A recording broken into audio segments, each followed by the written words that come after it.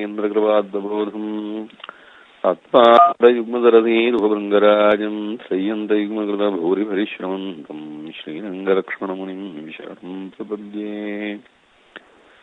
श्रीमान् वेङ्कटनाथार्य कवितार्किकेसरी वेदान्ताचार्यमन्यो मे सन्निधत्तान्धनाकृतीर्चन्तु मे देव तदाद्वनीयादयातरङ्गानुचलाकटाक्षाः श्रोत्रेषु पुंसामृतं क्षरन्तीं सरस्वतीं वंशजकामधेनु नित्यं श्रेयावधुधया जनिषें यमानं निर्व्याज निर्भरतया वरितं विभाति वेदान्तवेद्यमिह वेङ्कटी समीपे दीपप्रकाशयति दैवतमन्दिरीयम् பொன்னையாமணியணியார்னதோர்மின்னை வெங்கடத்துச்சீர் கண்டுவாய் என்னையாளுடை இணையும் பிரான் தன்னையான் சென்று காண்டும் துன்காவிலேன் மாமலர் வன்னிய நங்கை மகிழ்ந்துரை மாறு இனந்தாள் தூமலர் ஜோடிய தொடருள் மாறும் துணையடிக்கு வாழ்வை வக்குமிராமானுஜமுனி வன்மை போற்றும் ஷீர்மயன் எங்கள் தூப்புல் பிள்ளை பாதம் என் சென்யதே.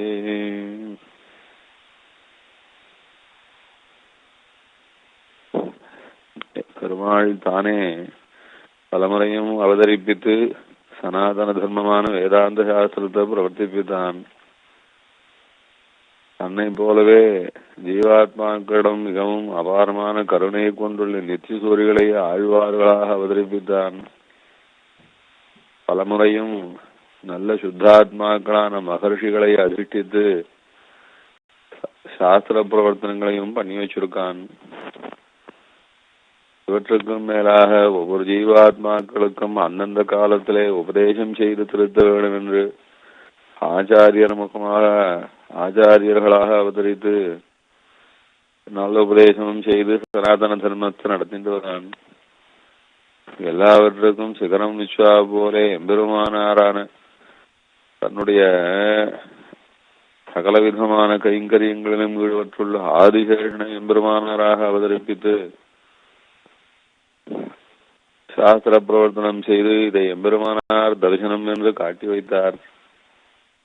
அதிலும் கூட எம்பெருமானார் பிரபத்தி என்கிறது பூர்வாச்சாரியர்களினாலே பரம ரகசியமாக உபதேசம் பண்ணப்பட்டு பரம ரகசியமாக கையாளப்பட்டு வந்ததினாலே பிரபலமாக பல கிரந்தங்களிலே சாதிக்காமலும் பிரபலமாக பல உபன்யாசங்களிலே காலக்ஷேபங்களிலே எடுத்து சொல்லாமல் ரகசியமாகவே காப்பாற்றி வைத்து ரகசியமாக சொல்லி வைத்ததினாலே பல பேருக்கு அதை ஊகிக்கும்படியாக பல சந்தேகங்கள் வந்துடுத்து. பாஷ்யக்காரர் பிரபத்தி என்று எதை எப்படி என்ன பிரகாரத்தினாலே என்ன அதுக்கு வேண்டிய அம்சங்களினாலே ஆதரித்து வந்தார் என்று பல ஊகங்கள் ஏற்பட்டு போச்சு.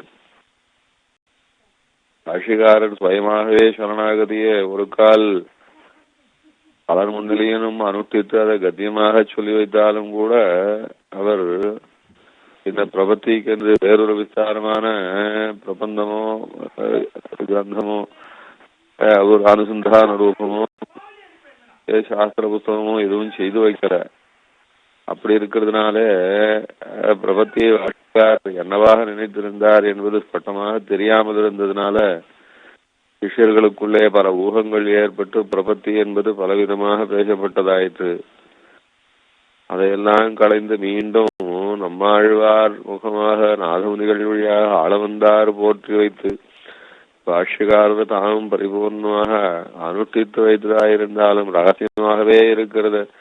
இனிமேலும் ரகசியமாக வைத்திருந்தால் ஊகங்கள் வளர்ந்து போய் பலவிதமான குளறுபடிகள் ஏற்பட்டும் இன்னும் ஏற்பட்டுவிடும் என்பதனாலே சர்வேஸ்வரன் தானே திருவேங்கடநாதனாக அவதாரம் செய்தருளி பிரபத்தி சாஸ்திரத்தை ஸ்திரமாக காட்டி கொடுத்தார். அப்படி ஸ்திரமாக காட்டி கொடுத்ததும் அனுஷ்டான முகத்தினாலும் பிரபந்த முகத்தினாலும் ஆகும். அந்த பிரபந்தங்களிலே ஸ்தோத்திர ரூபமாயும் இருக்கு, சாஸ்திர ரூபமாயும் அருளி செய்திருக்கார்.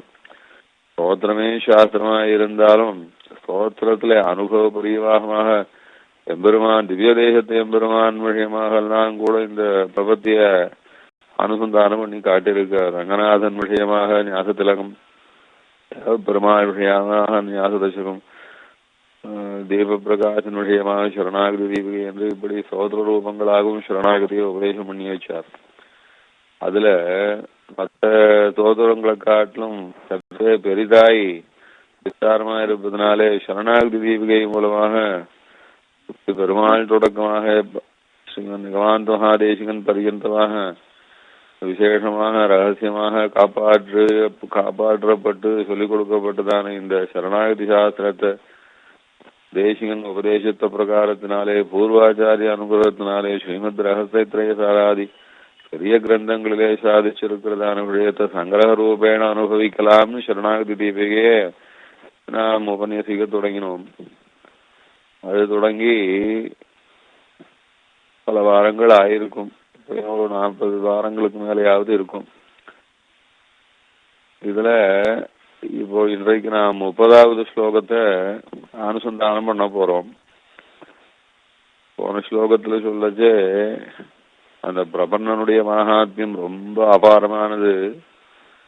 எவ்வளவு அபாரமானது என்பதை ஒரு கணக்கிட்டு சொல்லணும்னா, ஒரு பிரபன்னனுடைய மகாத்மியத்துல 1 கோடியில 1 லவலேசத்துக்கு ஈடாக மாட்டார்கள் பக்தி யோகிகளும் கூட என்று இது சாஸ்திரம் சொன்ன பிரகாரமாக சத்கர்ம நிர்தாசுத்தாக சாங்கி யோக விதஸ்தான் அருகந்தி கரணஸ்திய கலாம் கோட்டிதமீமவி என்ற சாஸ்திரம் சொன்ன ரீதியில அந்த விஷயத்தை எடுத்து சொன்னாரு 29வது ஸ்லோகத்துல.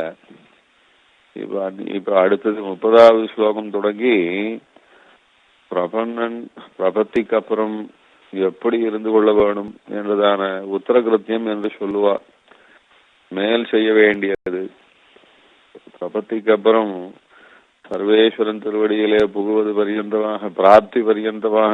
பிரபத்தி என்பது உபாயம், பெருமாள் திருவடி பிராப்தி.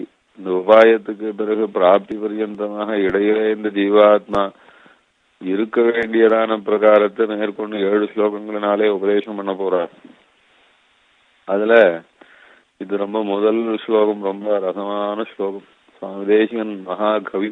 நமக்கு பெரிய அதிர்ஷ்டம், நம்ம ஆச்சாரியோத்தமர் சாஸ்திரத்துல மாத்திரம் பெரிய மகாத்மா இல்ல, கவிகளிலேயும் பெரிய மகாத்மாவானபடியினால மகாகவியானபடியினாலே ரொம்ப அழகா ஒரு திருஷ்டாந்தத்தை சொல்லி இந்த சரணாகதன் என்பவன் யாராயிருக்க வேணும், எப்படி இருக்க வேணும் என்பதை அனுசந்திக்கிறார். தத்தா பிரஜா ஜனகவது தவதேசிகேந்திரை பத்யாபிநந்திய பவதா பரிணீயமானா மத்தியே ததாம் மயிதபோக விசேஷ சித்தியை மங்கல்யசூத்திரமிவ விப்ரதி கரத்தும். ஆச்சரியமான ஸ்லோகத்தினாலே சொல்றாராம்.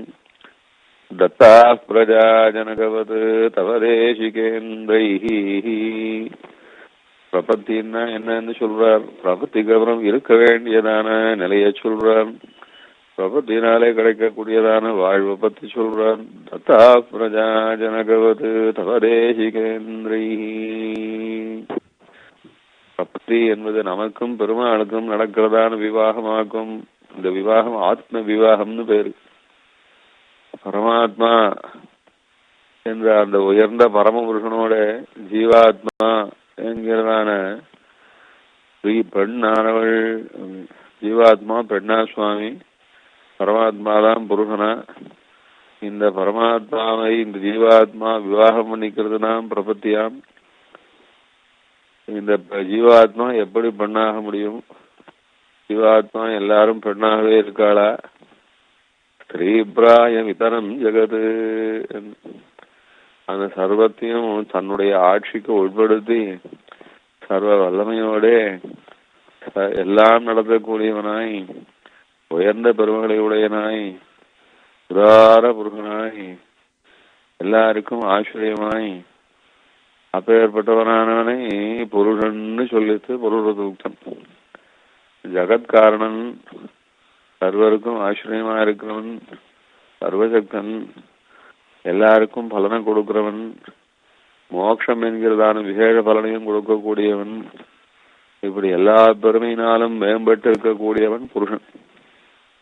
அப்பேற்பட்டவன் ஒருத்தன் தான் புருஷனா இருக்க முடியுமே ஒழிய ஒரு சக்தியும் இல்லாதவா, ஒரு பலனும் கொடுக்க தெரியாதவா, தன்னைத்தானே ஆசிரியிச்சு இருக்க முடியாதவா, ஒரு சுவாதந்திரியம் இல்லாதவா, ஒரு பலனுக்கும் வக்கில்லாதவா, இப்படி இருக்கிறவாள புருஷன்னு சொல்லுவாளோன்னு.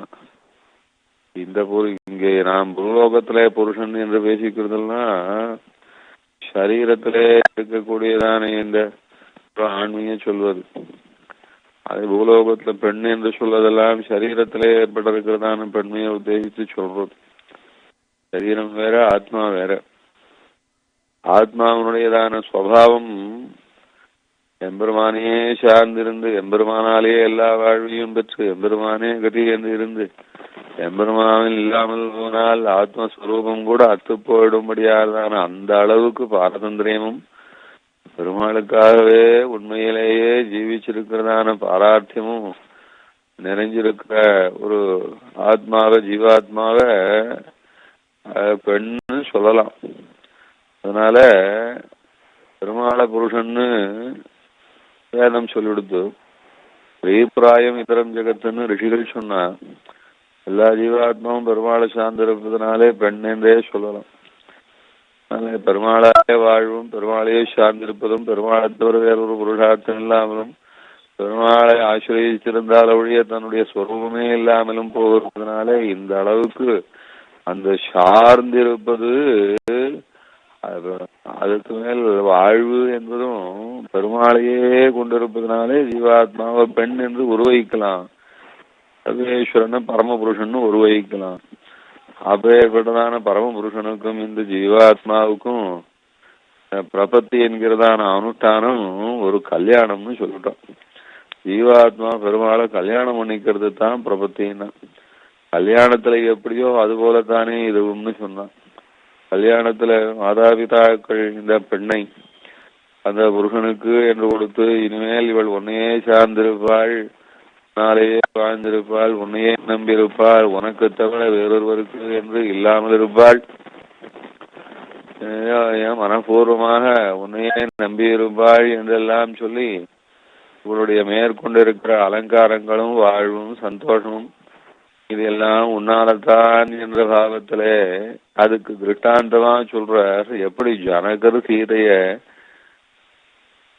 பெருமாளுக்கு கல்யாணம் பண்ணி கொடுத்தாரோ அதுபோல உசந்த கல்யாணமாக்கும் இந்த பிரபத்தி ஆத்ம விவாகம் ஜீவாத்மாவுக்கு பெருமாளோட ஏற்படுறதுன்றத இந்த ஸ்லோகத்தினாலே காட்டுறார். தத்தா புரஜா ஜனகவது தவதேசிகேந்திரை ஜனகவது, ஜனகர் போல ஜனகர் எப்படி சீதை ராமனுக்கு கல்யாணம் பண்ணி கொடுத்தாரோ அதுபோல ஆச்சாரியால் பிரபத்தி என்கிறது உபாயத்தினாலே இந்த ஜீவாத்மாவை பெருமாளுக்கேன்னு கல்யாணம் பண்ணி வைக்கிறாளாம்.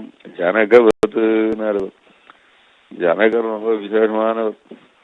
இத்தனை பேர் எத்தனையோ பெருமாளுக்கு கல்யாணம் நடந்திருக்கு, இல்லன்னு சொல்லல. ருக்மிணி கல்யாணம் கூட நடந்தது. பெருமாள் கிருஷ்ணாவதாரத்துல ரொம்ப நிறைய கல்யாணம் பண்ணிட்டு இருக்கார். யாருதான் பரசுராமர் கூட தான் கல்யாணம் பண்ணிட்டார், பலராமர் கூட தான் கல்யாணம் பண்ணிட்டார். இருந்தாலும் எந்த விவாகமானது இந்த பிரபத்தி என்கிறதுக்கு திருஷ்டாந்தமா இருக்குன்னு சொன்னா சீதா கல்யாணம் தான் பிரபத்தி என்கிறதுக்கு திருஷ்டாந்தமா இருக்கு. அத அழகா சொல்றார், காட்டுறார் சுவாமி தேசிகன். அந்த ஜனகர் எப்படி சீதையை கல்யாணம் பண்ணி கொடுத்தாரோ அதுபோல யாருக்கும் இந்த ஆத்ம விவாகம்னு சொல்றார். ஜனகர் சீதையை கண்டெடுத்தார். சீதால் அங்கல பத்ததின்னு சொல்லியிருக்கான். சீதா அங்கல பத்ததின்னு யாகம் பண்றதுக்காக பூமியை முதல்ல இருந்து சுத்தப்படுத்தணும். அதுக்காக என்ன பண்ணுவா, பூமிய அது சுத்தப்படுத்தி அதை உழுது பயிர் விளைத்து அதையெல்லாம் அகத்திட்டு திருப்பியும் சுத்தப்படுத்தி அப்படியாக்கும். அந்த மாதிரி பூமியை சுத்தப்படுத்தி அதுக்கு மேல அந்த யாக பூமியில யாகம் பண்ணுவது என்று ஒரு வழியை சொல்லி கொடுத்தது. அப்படி யாகத்துக்காக பூமியை உழுத போது அந்த உழுத இடத்திலே பிராட்டியானவள் அந்த சேற்றிலே செந்தாமரை முளைப்பது போலே கிடைச்சாலாம். அதுபோல இந்த ஜீவாத்மாவானவன் எப்படி கிடைக்கிறான்னா, ஆச்சாரியாளுக்கு எப்படி கிடைக்கிறான்னா இந்த சம்சாரமாகிற சேற்றிலே அப்படின்னு. சம்சாரம் எப்பேற்பட்டதான சேரு இது, மாய வன்சேற்றுகள் அல் பொய் நிலத்தே என்பதா அழ்வார் சாதிச்சாரே. மாய வன் சேரு என்பதாக சாதிச்சாரு சம்சாரத்தை. நல்லார்னவில் குருகூர் நகரான் திருமால் திருப்பேர் வல்லாரடி கண்ணி சூடிய மாறன் விண்ணப்பம் செய்த சொல்லாறு தொடையலின் நூறும் வல்லார் அழுந்தார் பிறப்பான் பொல்லா அருவினை மாயவன் சேற்றள்ளல் பொய் நிலத்தே. இந்த பொய் நிலத்திலே கிடைக்கிற ஜீவாத்மா இது மாயவன் சேற்று அள்ளல் பொய் நிலத்தே அப்படின்னு. மாய வன்சேரு ரொம்ப மாயம். இதுல இந்த பிரபஞ்சம் பூரா ஒரே மாயம்தான். சர்வேஸ்வரன் ஆச்சரியமானவன் ஆனந்த ஸ்வரூபன் எல்லா இடத்திலும் இருக்கிறவன் எத்தனையோ ஆசையோடு இருக்கிறவன் மாதவன் சொல்லுவா மாமா. ஆண்டாள் சொல்லச்சே சர்வேஸ்வரனை தெரிஞ்சுக்கோங்க, எப்பேற்பட்டவன் தெரியுமா, அவன் மாதவன் என்பதோர் அன்புன்னு சொன்னான். மொத்தமா அதே அன்புமயமாகவே எல்லா இடத்திலும் இருக்கிறவன், வியாபிச்சிருக்கிறவன், அன்பாகவே வியாபிச்சிருக்கிறவன். அவனை ஞானமாய் வியாபிச்சிருக்கன்னு சொன்னா, ஆனந்தமாய் வியாபிச்சிருக்கிறவன்னு சொன்னா, சக்தியாய் வியாபிச்சிருக்கிறவன்னு சொன்னா, அதெல்லாம் ஒரு புறம் இருக்கட்டும். அவன் அன்பாய் வியாபிச்சிருக்கிறவன் எல்லா இடத்திலும். பெரிய கருணா சாகரமாச்சு, கருணா மூர்த்தியாச்சு என்று அப்பேற்பட்டவனா வியாபிச்சிருக்கிறவனா சொல்லியிருக்கிறவன். அப்ப ஏற்பட்டவனை அறிஞ்சு கொள்ள முடியாம மறைக்கிறதாம் இந்த ஷேரு. மாய மறைக்கிறது. வன் ஷேரு அப்படின்னு சிக்கினா மீட்க முடியாது. யார் மீட்க வந்தாலும் அவளையும் சேர்த்து சிக்கி விட்டுடும். அது மாதிரியான மாய வன் ஷேர். அந்த அப்ப ஏற்பட்டதான பொய் நிலம் இது. இது பொய்யான புருஷன் பொய்யான விஷயங்களை காட்டுவதனாலே பொய் நிலம்னாரு. இப்ப ஏற்பட்டதான ஷேரிலே கிடைக்கக்கூடியதான செந்தாவளியாக்கும். ஜனகருக்கு எப்படி சேற்றிலே ஆச்சரியமாக ஒரு பிராட்டியே கிடைச்சாலோ அதுபோல இந்த சம்சாரமாக சேற்றிலே கிடைக்காத மாணிக்கமான இந்த ஜீவாத்மாவை ஆச்சாரியால் தேடி கண்டுபிடிச்சு எடுக்கிறாளாம். அதனால ஆச்சாரியரோடைய ஜனகரை ஒப்பிட்டு பேசுறாரு இங்க. ஜனகவது அப்படி ஜனகருடைய விசேஷம் என்ன அப்படின்னு ரொம்ப ஆச்சரியமான விசேஷம். விசேஷங்க சம்ஹிதைன்னு ஒரு சம்ஹிதை இருக்கு. அந்த சம்ஹிதையிலே தான் ரொம்ப அற்புதமான வழியன்னு சொல்லியிருக்கா. ஜனகருடைய அதிர்ஷ்டம் என்ன, ஜனகருடைய அனுஷ்டானம் என்ன, ஜனகருடைய ஞானம் என்னது அந்த புத்தகத்திலையும் பார்த்து தெரிஞ்சுக்கலாம். பெருமாள் சாதிச்ச கீதையிலேயே ஜனகர விசேஷமா சொல்லிருக்கு. கர்மணைவி சம்சித்தியும் ஆஸ்திதா ஜனகாதயா அப்படின்னு ஜனகரை பத்தி விசேஷமா சொன்னார். அப்பா கர்மயோகி என்று சொன்னால் ஜனகாதிகள் இருந்தாலே எத்தனையோ கர்மயோகிகளுக்கு மத்தியத்திலே சர்வேஸ்வரன் தன்னுடைய நெஞ்சோடே வைத்து குறிப்பாக ஞாபகமா அவரை சொல்லி சொல்லும்படியாக இருக்குமாக்கும் ஜனகருடைய பிராபாவம். அப்படியாக்கும் கர்மயோகியாக்கும் அந்த மாதிரியான ஒரு அனுஷ்டாதா ஞாதா பகவத் பக்தி உடையவராக்கும். அப்படியாக்கும் நம்ம ஆச்சாரியா என்பதனாலே ஜனகரோடைய ஆச்சாரியர் ஒப்பிட்டு சொல்றார். ஜனகர் அவர் ரொம்ப விசேஷமான பாதுகா பக்தர். நாமும் ஸ்ரீமத் ராமாயணத்திலே பார்க்கிறோம். பரதாழ்வான் ஏன் ராமனுடைய பாதுகையை வாங்கிட்டு போனார்? பெருமாளுக்கும் மேலான ஒரு பிரார்த்தியாக பாதுகா பிராப்தியை நினைச்சுண்டு ஆருரோக ரதம் கிருஷ்டா சத்ருக்னேன சமன்விதா என்று அப்படி அழுது புரண்டு கொண்டு அயோத்தியிலேருந்து வந்து ராமனை தவிர வேறொன்று நான் நாடமாட்டேன் என்று யாவன் சரணோ பிராதோ பார்த்திவ வியஞ்சனான் விதோ சிரசாதாரயிஷ்யாமி நமே சாந்திர்பவிஷ்யதி நமே சாந்திர்பவிஷ்யதி நமே சாந்திர்பவிஷ்யதி. ஐயோ எனக்கு தலை பாரம் தாங்கல, தலை வலி தாங்கல, தலை நோவு தாங்கல, நெஞ்சு வடிக்கும் போல இருக்கு, அப்படியே உடம்பெல்லாம் துடிக்கிறது. இப்படியெல்லாம் அழுதுண்டு ராமனை பிரிஞ்சு ராமன் சக்கரவர்த்தி திருமகனாய் அவன் பட்டாபிஷேகம் செய்து கொண்டு அந்த பட்டாபிஷேக தீர்த்தத்தோட பெருமாள் சிம்மாதனத்துல எழுந்தோடு இருக்கும் போது அந்த திருவடியை ராமனுடைய திருவடி அப்படியே குளிர குளிர என் தலையில நான் சாத்தி கொண்டு அழுத்தமா பிடிச்சுண்டால ஒழிய இனிமே என்னுடைய இந்ததான தலைவலி போகாது, நெஞ்சு வலி போகாதுன்னு சொல்லிட்டு வந்தவர் திருவடியை கொடுத்த உடனே ரொம்ப சந்தோஷமா புறப்பட்டானா. ஏன் சுவாமின்னு வசிஷ்டர் சொன்னார். அதனாலே ராமன் பண்ணக்கூடிய அத்தனை அனுகிரகத்தையும் ராமனே கிடைச்சா போன்றதானதான பெருமையையும் அந்த சந்தோஷத்தையும் தரக்கூடியது திருவடின்னு வசிஷ்டர் சொல்லிக் கொடுத்தாருன்னு அங்க சொல்றார். ஸ்ரீமத் ராமாயணத்துல சொல்றார். சரி, வசிஷ்டர் ஏன் சுவாமி சொன்னார்? அது என்ன அப்படி சொல்லியிருக்கா? இல்ல ரொம்ப வைதிகமான சித்தாந்தியாச்சே, வைதிக மதத்தை சேர்ந்தவராச்சே, பெரிய யாகயஜ்ஞங்கள்லாம் பண்ணவராச்சே, பெரிய தபஸ்வியாச்சே, அவர் போய் இப்படி ஏதோ ஒரு செருப்பை காட்டி இந்த செருப்பே உனக்கு எல்லா புருஷார்த்தத்தையும் தரும்னு சொல்லி இப்படி தேவதைகளை யாகத்துக்கு வரும்போது நேர வர வைச்சு அவிச கொடுக்கக்கூடிய அளவுக்கு கூப்பிட்டு தரக்கூடிய வசிஷ்டர் போய் இப்படி ஒரு செருப்பை காட்டி இதுவே வசதியா இருக்கும் உனக்குன்னு சொல்லுவாரோ அப்படின்னு கேனா சயேனதமுனி பாதுகாசத்துல சொல்றாரு. அப்படி என்ன வசிஷ்டர் தெரியாதவரா? தபஸெல்லாம் கரகண்டவர், யாகங்கள் எல்லாம் கரகண்டவர், வேதங்களுக்கெல்லாம் கரகண்டவர், அவருக்கு தெரியாதா எதுக்கு வசிஷ்டர் சொன்னார் அப்படின்னு? அது அவ்வளவு விசேஷமானது என்பது சூக்ஷ்மமானது என்பது வேத பாகங்களிலே எங்கேயோ சொல்லியிருக்கு, தெரிஞ்சுதான் சொல்லியிருக்கார் அப்படின்னு. அந்த மாதிரி இதுக்கு முன்னாடி யாராவது அனுஷ்டானம் பண்ணவா உண்டோ அப்படின்னு அது ரிஷிசங்கர மீதுல சொல்லணும். அந்த பாதுகா பக்தியோட பாதுகைய தினமும் ஆராதிக்கிறதான அனுஷ்டானத்தை ஆச்சாரியர் கௌதமர், ஜனகருக்கு ஆச்சாரியர் கௌதமர். அந்த கௌதமருடைய தான திருவடிய சாட்சாத்தாக ஜனகர் தினமும் விசேஷமான ஆராதனம் பண்ணிட்டு இருந்தார். பெரிய கர்மயோகி. எந்த கர்மாவானது பகவத் தரிசனம் வரைக்கும் பகவத் பிராப்தி வரைக்கும் கொடுக்கும் என்பதை நன்னா தெரிஞ்சவர் அந்த ஜனகர் கர்மயோகி. அப்பேற்பட்ட கர்மயோகியவர் இப்ப பல அனுஷ்டானங்களை வச்சுட்டு இருந்தார். அதுக்கெல்லாம் முக்கியமாக லட்சியபூதமாக தினமும் ஆச்சாரிய பாதுகாராதனம் பண்ணிட்டு இருந்தாராம். ஆச்சாரிய பாதுகையானது எல்லா விதமான நன்மைகளையும் கொடுக்கும் என்று பாதுகாசாஸ்திரத்திலே சுவாமி தேசிகன் சாதிக்கிறாரே, பகுவித புருஷார்த்த கிராம சீமாந்தரேகா, எல்லா விதமான நன்மைகளையும் தரக்கூடியதிலே எல்லை நிலமாக்கும் பாதுகா பக்தின்னு சாதிக்கிறார். அப்பேற்பட்டதான பாதுகையை தினமும் ஆராதிச்சுருப்பாராம். இப்படி ஆராதிச்சுருக்குச்சே ஒரு நாள் அந்த பாதுகைய காணாம போயிடுதான். அந்த சிம்மி இதிலே சொல்றது, ஐயோ என் ஆச்சாரியனுடைய பாதுகை கிடைக்கலையே, காணாம போச்சே, எனக்கு தெய்வமான பாதுகையாச்சே, எனக்கு எல்லா விதமான அனுகிரகத்தையும் செய்யுமாச்சே, என்னுடைய கர்மயோகத்துக்கே லட்சியபூதமா இருக்கும், இந்த பாதுகை காணாம போச்சேன்னு அப்படியே அரற்றி அழுது கொண்டு ஜனகர் சாப்பிடவே இல்லையா. அப்படியே ஒரு வாரம் போச்சு, சாப்பிடவே இல்லையா. அப்படி இருக்குச்சு. அந்த ஆச்சாரியருடைய பாதுகைய தானே ஏந்தி கொண்டு சாட்சாத் பத்ரி நாராயண ரிஷி பெருமாள் இல்லையா, அவன் நேரம் வந்தாராம்.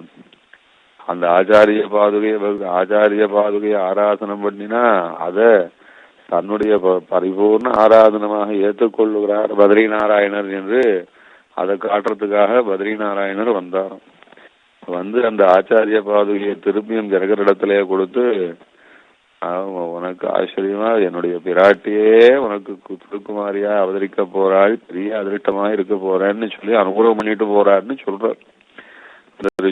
அப்படி பாதுகா பக்தியானது சகல ஐஸ்வர்ய தேவதையான சாட்சாத் பிராட்டியையே ஜனக மகாராஜருக்கு புத்திரியாக கொண்டு வந்து சேர்த்தது என்று சொல்லுவார். அங்க சொல்றாரு.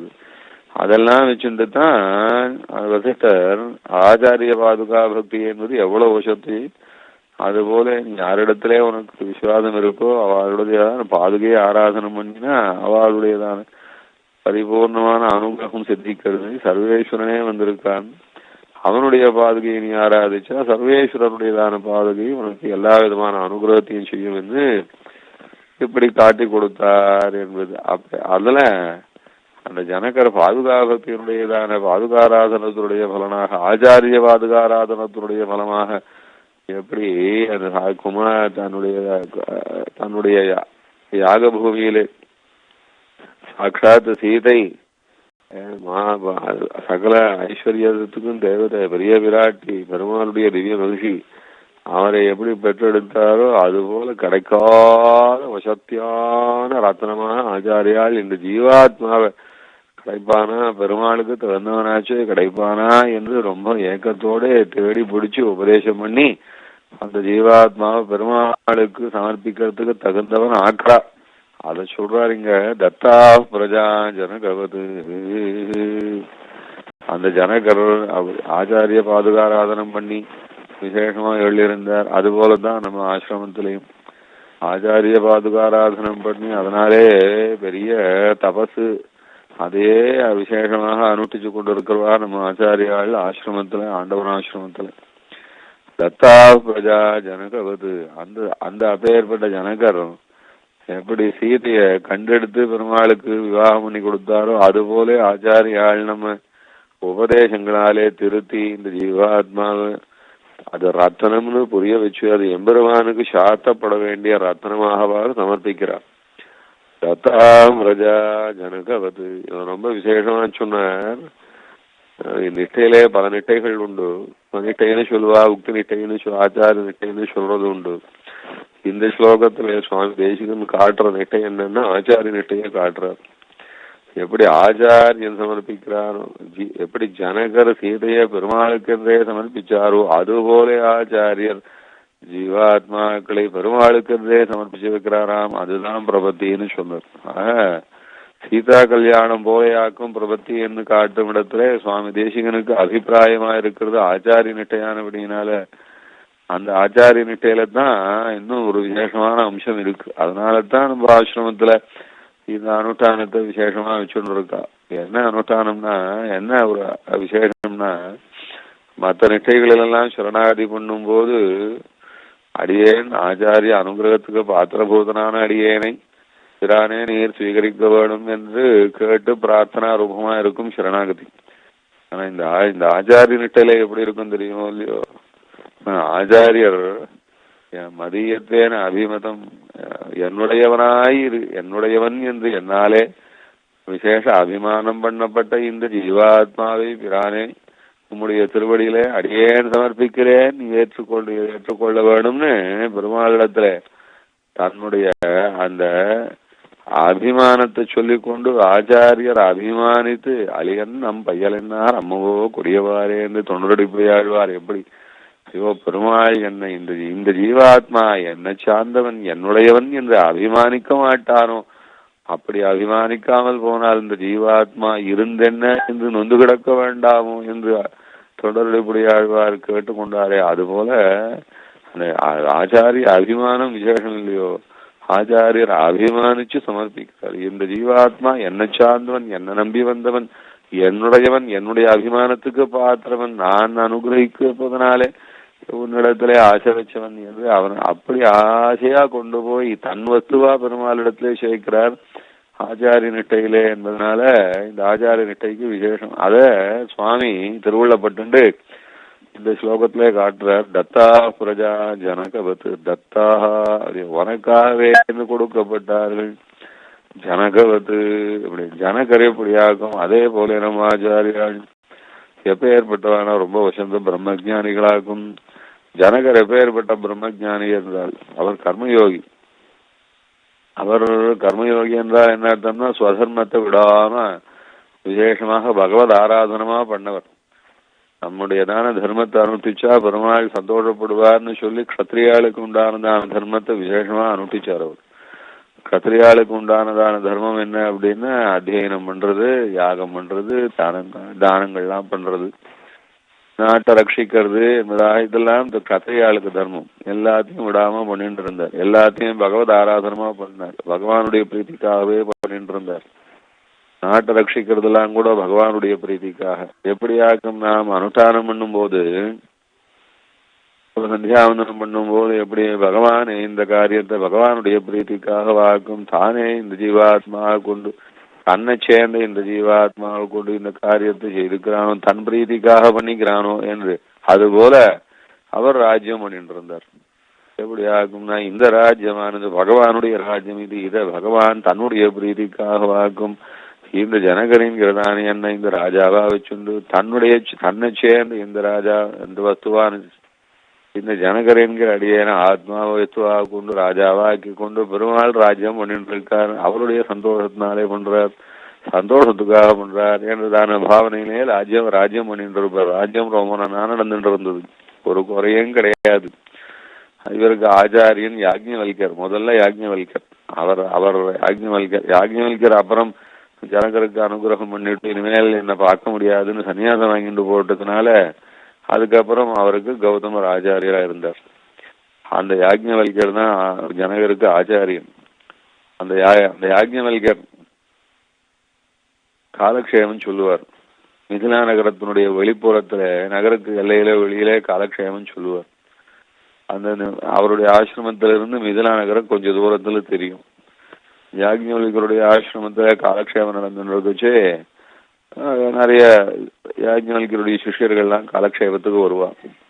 அப்படி வந்தாருன்னா ஜனகரும் அந்த காலக்ஷேபத்துக்கு தவறாம வருவார். அப்படி வேதாந்த உபன்யாசம் நடக்கிறது. ஜனகர் வரைச்சு சில நாட்கள்ல கார்த்தால காலக்ஷேபத்துக்கு வரைச்சே ஒரு நாள் கொஞ்சம் 5-10 நிமிஷம் தாமதமா வருவார். ஏன்னா ராஜ்யபாரம் இருக்கு, திடீர்னு ஏதாவது ராஜ்ய காரியம் வந்துடும், எல்லாத்தையும் வேக வேகமா முடிச்சுண்டு 5-10 நிமிஷம் தாமதமா வருவார். அவர் தாமதமா வருவதனால காலக்ஷேபமும் அன்னைக்கு தாமதிக்கும். இப்ப சிஷ்யாலாம் ஒருத்தருக்கு ஒருத்தர் பேசிப்பாளாம். என்ன ஒரு ஜனகர் மகாராஜா, நிறைய பெரிய அதிகாரியா இருக்கார், பணக்காரர் அந்தஸ்தோடு இருக்காருன்றதுனால அவர் தாமதமா வந்தாருன்னா அதுக்காக காலக்ஷேபத்தை இப்ப ஏற்பட்ட பிரம்மஜானியான நம்ம ஆச்சாரியர் காலதாமதப்படுத்துறாரு. காலக்ஷேபத்துக்கு வர ஐஸ்வர்யத்தை வச்சோ அந்தஸ்தை வச்சோ இல்ல வேற ஒரு பிரபலத்தெல்லாம் வச்சோ அவளை மடவை எடை போடுவாளா? வருகிறவன் ஒரு ஜீவாத்மா, அந்த ஜீவாத்மா சம்சாரத்திலே அல்லாடி விட்டு ஐயோ ஆச்சாரியரிடத்துல ஒரு நல்ல உபதேசம் பெற்றுக்கலாம்னு வருகிறான் என்று அப்படித்தானே எல்லா ஜீவாத்மாக்களும் காலக்ஷேபத்துக்கு வரணும். அப்படித்தானே ஆச்சாரியரும் ஜீவாத்மாக்கள் அப்படித்தானே நினைக்கணும். அதை விட்டு அவன் ஐஸ்வர்யன் ஐஸ்வர்யம் இருக்கு, பணக்காரன் வரான அந்தஸ்தோடு இருக்கான், ஆன பல சேனம் எல்லா சேனையெல்லாம் வச்சிருக்கான்னு அப்படியெல்லாம் கூட பாப்பாளான்னு ஏன் இது யாக்ஞவல்கர் ராஜாவுக்குன்னு காலக்ஷேபத்தை தள்ளி போடுறாரு என்று எல்லாம் பேசினாலாம். இது யாக்ஞவல்கருக்கு ஒரு நாள் தெரிய வந்தது. காலக்ஷேபம் ஒரு நாள் நடந்துட்டே இருக்குச்சே, திடீர்னு மிதில பத்தின்னு கொடுத்து. இது ஆசிரமத்திலிருந்து கொஞ்ச தூரம் தள்ளி இருக்கு மிதில நகரம். தூரத்துல இருந்து பார்த்தா மிதில பத்தின்னு எரிய ஆரம்பிச்சு கொடுத்து. இதே காலக்ஷேபத்துக்கு வந்தவாள்ல அனுஷ்டானபராளா இருக்கிறவா, ரொம்ப விசேஷமானவா, ஞானிகளா இருக்கிறவா, அவளும் மிதிலையிலே அங்க அவளுக்கு ஆசிரமங்களும் குடிசைகளும் வீடுகளும் இருந்ததோ இல்லையோ, மிதில பத்தின்னு எரிய ஆரம்பிச்ச உடனே எல்லாரும் ஆச்சாரியரே மிதில பத்திக்கிறதுன்னு ஓடினானா எழுந்து. என்ன அவ அங்க உலர்த்தி வச்சிருக்கா, அவ ஏதோ அங்க துணிமணி எல்லாம் உலர்த்தி வச்சிருக்கா, ஏதோ சொத்து வச்சுன்னு இருக்கா, எல்லாரும் ஓடினாலும். அத்தா ஜனகர் எழுந்தே போக வேலையும். காலக்ஷேபத்துல வந்தோம், இன்னும் காலக்ஷேபம் முடியல, தனியன் ஆரம்பிச்சு காலக்ஷேபம் ஆரம்பிச்சாச்சுன்னா ஆச்சாரியன் போறோம்னு சொல்லி தனியனை முடிக்கிற வரைக்கும், தனியன் சொல்லி சேவிச்சு முடிக்கிற வரைக்கும் இது காலக்ஷேபம் தானே காரியம். இது மத்தியத்துல ஏதாவது உபதிரவங்கள்லாம் வந்ததுன்னா அதெல்லாம் பெருமாள் பார்த்துப்பார். காலக்ஷேபத்தை நடத்தி வைக்கிறவர் பெருமாளா இருந்தார்னா, உபதிரவம் வந்தார்னா அதையும் தீர்த்து வைக்கிறவர் பெருமாளாத்தான் இருப்பாரே ஒழிய நடக்கிறது பகவானுடைய ராஜ்யம். பகவானியோ சுனியாமிய ஸ்வரூப ஸ்திரி பிரவருத்தி என்று சொல்லி பெருமாளை சங்கல்பிச்சுட்டு ராஜ்யபாரத்தை நடத்தி வச்சுட்டு காத்தால்தான் பெருமாள் கிட்ட ராஜ்யத்தை ஒப்படைச்சுட்டு இந்த ராஜ்யம் உம்முடையது, இதெல்லாம் நடத்த வேண்டியதெல்லாம் உம்முடையது, அடியனால முடியாது என்றெல்லாம் பிரார்த்திச்சுட்டு வந்து பெருமாள்கிட்ட சமர்ப்பணம் பண்ணிட்டு வந்து காலக்ஷேபத்துக்கு வந்திருக்கோம். மிதில நகரம் எரிஞ்சதுன்னா அதை நம்மாலே தீர்த்து வைக்க முடியுமா? சர்வேஸ்வரன் கட்டாயம் தீர்த்து வைப்பார் என்று சொல்லிட்டு இவர் அதை பத்தி கவலையே விடாம காலக்ஷேபத்தை கொடுத்து விட்டு எழுந்துக்கவே இல்லையா. அப்ப யாக்ஞவல்கர் கேட்டாராம், என்ன இப்படி கௌபீனம் உலர்த்தி வைக்கிறவன்லாம் ஐயோ கௌபீனம் எரிஞ்சு போடுறேன்னு சொல்லிட்டு மிதிலா நகரத்தை பார்த்து ஓடுறான். என்ன சுவாமி உங்களுடைய சொந்த சொத்து மொத்தம் மிதிலா நகரம், இப்ப ஏற்பட்ட இந்த மிதிலா நகரம் பத்தி தெரிகிறது, ஜனங்கள்லாம் என்ன அவஸ்தப்படுறாளோ, நீர் இப்படியே உட்காந்து கேட்டுன்னு இருக்கிறேன்னு கேட்டாராம். அதுக்கு அவர் சொன்ன பதில் ரொம்ப ஆச்சரியம்னு சொல்ற, அனந்தம் பதவே வித்தம் யஸ்யமேனாஸ்தி கிஞ்சன, அனந்தம் பதமே வித்தம் யஸ்யமேனாஸ்தி கிஞ்சன மிதிலாயாம் பிரதீப்தாயாம் நமே கிஞ்சித் பிரதக்ஷதே அப்படின்னு. என்ன இப்படி சொல்லிட்டு, என் சொத்தா பத்திண்டு எரியிறது, என்னுடைய சொத்து பத்திண்டு எரியாதே, என்னுடைய சொத்தானது அகண்டமானதான பிரம்மமாச்சு, அந்த சொத்து எப்படி பத்திண்டு எரியும் சுவாமி? அவன் அனந்தம் பதமே வித்தம் யஸ்யமேனாஸ்தி கிஞ்சன, அந்த சொத்தை தவிர எனக்கு வேறொரு சொத்து ஒன்றும் கிடையாது. எதெல்லாம் சொத்து என்று லோகத்துல பேசிக்கிறாளோ எல்லாம் பகவானுடைய சொத்தாச்சு, என்னுடைய சொத்து எப்படி எரியும்? பகவானுடைய சொத்தை ரட்சிக்கிறதுக்கு பகவான் தானே சக்தனா இருப்பான். அதனாலே நான் வருந்த வேண்டியது ஒண்ணுமில்லையே சுவாமி. அனந்தம் பதமே வித்தம் யஸ்யமேனாஸ்தி கிஞ்சன மிதிலாயாம் பிரதீப்தாயாம் நமே கிஞ்சித் பிரதக்ஷதே. என்னுடைய சொத்து ஒண்ணும் எரியாது, என் ஆத்மா எரியாது, பத்திக்காது, அணையாது, கொளுத்த முடியாது, வெட்ட முடியாது. அதனால எனக்கும் எந்த பாதிப்பும் இல்லை, எனக்கு சொத்தா இருக்கக்கூடிய பிரம்மத்துக்கும் எந்த பாதிப்பும் இல்லை. பிரம்மத்தினுடையதான விபூதியிலே அடங்கின எந்த வஸ்துவையும் பெருமாள் தான் நன்னா ரட்சிக்கிறார். நேற்று வரைக்கும் ஒரு க்ஷணம் முதல் வரைக்கும் போன பூர்வ க்ஷணம் வரைக்கும் பெருமாள் ரட்சிச்சது பெருமாளாயிருக்க, அடுத்த க்ஷணத்திலிருந்து ரட்சிக்க போறது பெருமாளாயிருக்க, மத்தியத்திலே இருக்கிற க்ஷணத்திலே மாத்திரம் நான் இதுக்கு சுவாமின்னு சொல்லி பிரவர்த்திப்பது எப்பேற்பட்ட அஜ்ஞானம் இது. சர்வசக்தன் நடத்துற காரியத்திலே நான் என அன்வயிக்கிறேன்னு சொல்லலாமா என்று பதில் சொன்னாராம். ஓடினவாள்லாம் திரும்பி வந்துட்டா. என்னன்னா, இங்கேருந்து பார்த்தா எரிஞ்ச மாதிரி இருந்தது, கிட்ட போய் பார்த்தா ஒண்ணுமே காணோம், அது எல்லாம் அப்படியே தான் இருக்கு, ஒன்னும் புகைய கூட காணுமே அப்படின்னு சொல்லி திரும்பி வந்துட்டாலும். அப்பதான் சொன்னார் யாக்ஞவல்கியர் சொன்னார், இதுல பத்திண்டு எரியல, அது எப்படி பத்திண்டு எரியும்? ஜனகர் ராஜ்யம் பண்ணச்சே மிதிலைக்கு ஒரு கஷ்டம் வருமா? அது நீங்க சொன்னீங்களே, ஜனகர் மாத்திரம் லேட்டா வந்தா அவருக்கு மாத்திரம் காலக்ஷேமம் லேட்டா ஆரம்பிக்கிறேன்னு. இந்த வாரம் நீங்கெல்லாம் எப்படி ஓடினேள் மிதிலையில இருக்கிற சின்ன துணிமணியை காப்பாத்துறதுக்கு, சொத்துக்கு அதிபத்தின்னு நீங்க சொன்ன இந்த ஜனகர் இங்க உட்கார்ந்து காலக்ஷேப கூடத்தை விட்டு அசையில. இதுதான் ஜனகருக்கும் உங்களுக்கும் வித்தியாசம்னு காட்டுறதுக்காக ஏன் நான் ஜனகருக்காக காலக்ஷேபத்தை தாமதிக்கிறேன்னு நீங்க தெரிஞ்சுக்க வேண்டாமா? அது பரிபூர்ண ஞானிக்கு உபதேசம் பண்றோம், அந்த ஞானி வருவதற்கு ஒரு 5-10 நிமிஷம் ஆறுது என்று நான் தாமதிச்சு அவர் வந்த உடனே நான் காலக்ஷேபம் ஆரம்பிக்கிறேன். அதான் உங்களுக்கும் ஜனகருக்கும் வித்தியாசத்தை பார்த்துட்டு எவ்வளோ இல்லையோ, ஜனகருக்கு ஏன் காலக்ஷேபம் இன்னும் விசேஷ அனுகிரகத்தோடு செய்யறேன்னு தெரிஞ்சுட்டு எவ்வளோ இல்லையோ. அது எரிஞ்சது உண்மையான மிதில எரியல, நான் தான் மிதில எரிஞ்சா மாதிரி ஒரு காட்சியை உங்களுக்கு காட்டினேன்னாராம் யாக்ஞவல்கியர். அப்படியாக்கும் ஜனகருடைய பிரபாவம்னு சொல்றோம். அப்படியா அப்ப ஏற்பட்டதான ஜனகராச்சு ஆச்சாரியால் எப்ப ஏற்பட்டவான்னா அப்படி விசேஷமான பாதுகாபத்தில் ஈடுபட்டவாளாயும் வசந்த பிரம்ம ஜானிகளாயும் ஜனகர் போல இருக்கக்கூடியவா அவளுக்கு பிராட்டி கிடைக்கிறா போலையாக்கும் நல்ல ஜீவாத்மா இந்த ஷேற்றிலே கிடைப்பதாயிருக்கும். அப்பேற்பட்ட ஜீவாத்மா தத்தா பிரஜா ஜனகவத்து எப்படி கொடுத்தார் ஜனகர் அப்படின்னா, எம் சீதாமசுதாதகன்மச்சரீரவா பிரதீட்சைனாம் பத்ரந்தே பாணிங்கிரீஸ்வபாணினா பதிவிரதா மகாபாகா சாயே பானுகதா சதா இத்தியுக்தா பிராட்சிபத்ராஜா மந்திரபூதம் ஜலந்ததா என்று வால்மீகி ரொம்ப உருகி சொன்னார் போலையாக்கும். எப்படி சொன்னார் பாருங்க. ஜனகர் என்ன சொல்லி கல்யாணம் பண்ணி கொடுத்தார்னா, இயம் சீதா மம சுதா, இயம் சீதா அப்படி இவள் தான் பாசீத, இவள் தான் பாசீத, இந்த சீத்தை இவள் எப்ப ஏற்பட்டவள்னா சீதை அப்படி. சீதை ஒரு வயத்துல பிறந்தவன் இல்லப்பா, ஒரு ஜீவாத்மாவானவன் உண்மையிலே ஒரு வயத்துல பிறந்தவன் இல்லை. எப்படியாக்கும் இந்த ஷேட்ல செந்தாமரபூத்தா போல இந்த தாமரையே வாசனையாய் வந்த பிராட்டி கிடைச்சாலோ அது போலையாக்கும் ஜீவாத்மாவானவன்.